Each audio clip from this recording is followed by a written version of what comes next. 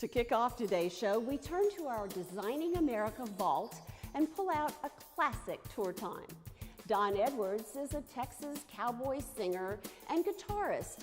Don has a home called Singing Hills just outside of Hico. It is tour time.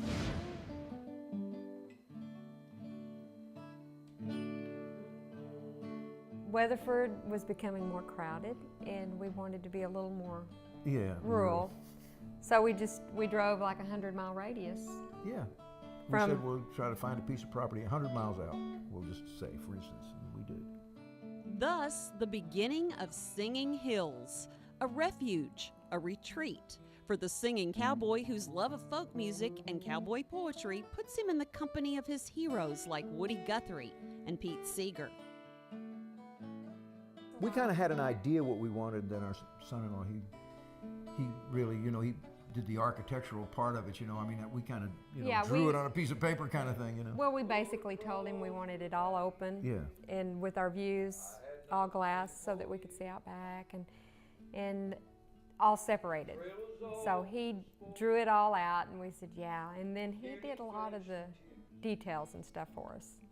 We pretty much had the same taste in what we wanted to look like, that real, kind of Texas kind of style, the stone and the metal roof and that kind of thing, because I love those old, Texas rock houses and things, they're just pretty much indigenous to the, the area. We wanted it to look like a ranch house. Yeah.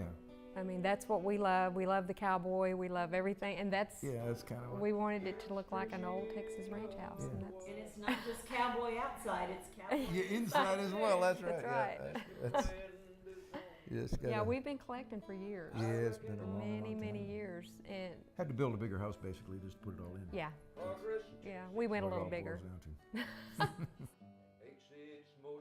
Those collections do drive the rooms and the very personality of the place. Many of the artists you see are personal friends. Buck Taylor and William Matthews and Joel Smith.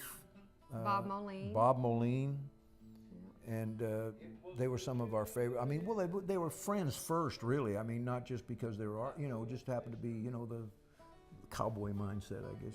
We kind of met them at different festivals and different places, and we just, then started buying some of that art that we liked. I'm not really what you call an art collector. It's just what hits. It just happened. Just happened.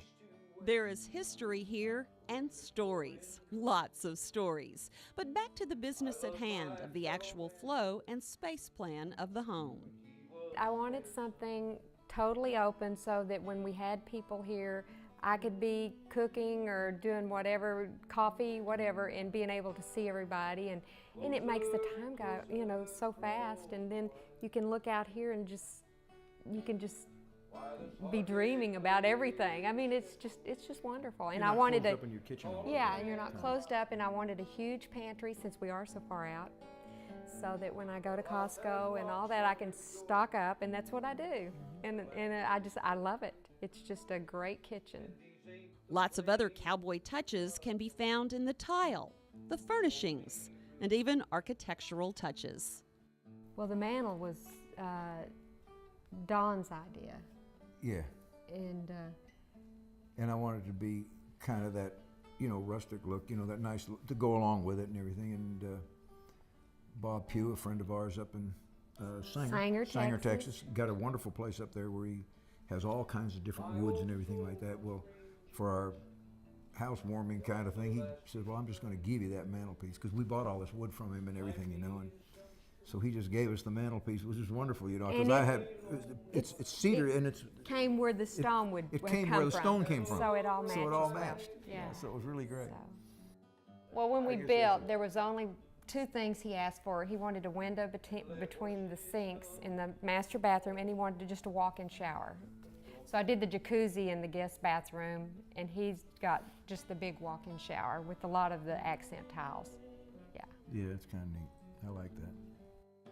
Don has his office/recording studio/library and a safe room for favorite guitars and memorabilia.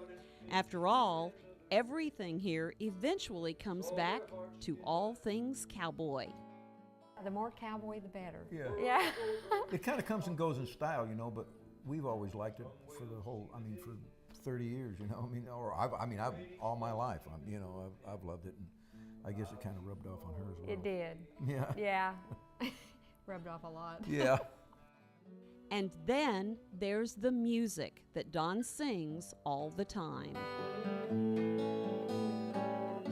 Yeah, there was a poem I set to music a long time ago called "The Old Cowman." It was about the passing of the West, you know, and that kind of thing. And you know, I always seem to drift toward those type of things that lament the, you know, things that are gone, things that are past, you know. But with enough optimism that, you know, you can keep them going for a while longer, you know. So it's not completely, you know.